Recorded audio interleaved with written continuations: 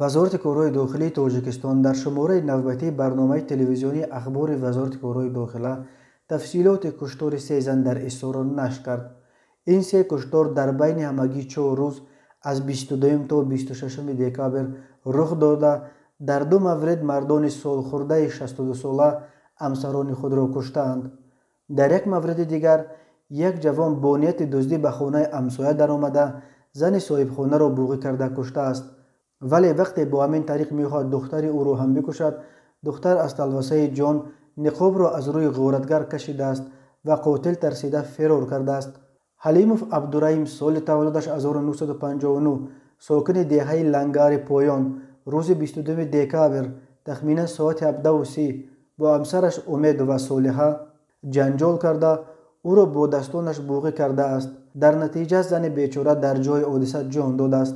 اما کشتار دوم در زمینه رشک و همسر جوانش را به خیانت گمانبر کردن یک مرد کهنسال روی داده است. میرزا میدینوف بحرالدین سال تولدش 1959 ساکن دهه دهقان آباد، همسرش تاشبک و پروینه سال تولدش 1987 را با یک بیرامی مخصوص با کرد به قتل رسانیده است. تا جای تاکسی های اسار در عصبم زدن گرفت. همه فهمید، قشلاق فهمید، همسایه ها فهمید، اپاوی خودش فریاد کردند، گفتند به جانم رسید و وقتی پیش خانه رسیدیم تو گفت طرفم. در همین گپ زدمش با کردچه. نقل میکند میرزا میدینوف حادثه را. کشتار زن سیام را یک همسایش به خاطر دزدی پول و مال صادر کرده است.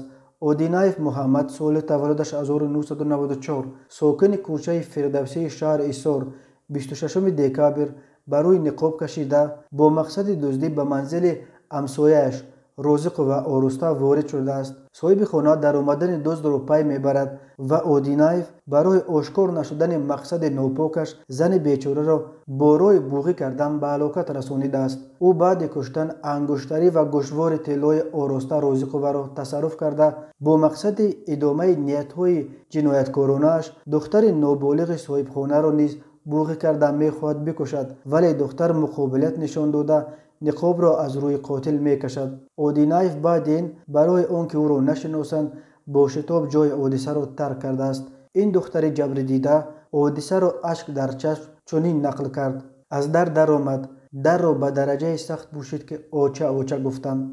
جواب نداد. چشمانم را کشودم که بالای سرم یک سیاهی، خیال کردم که سیاهی لغتم کرده است. داد زدم. او دوید آمد، دهنم را قپید، گریختنی شدم که نماند. من دستش را گزیدم، درد یافت و یک شتم زد.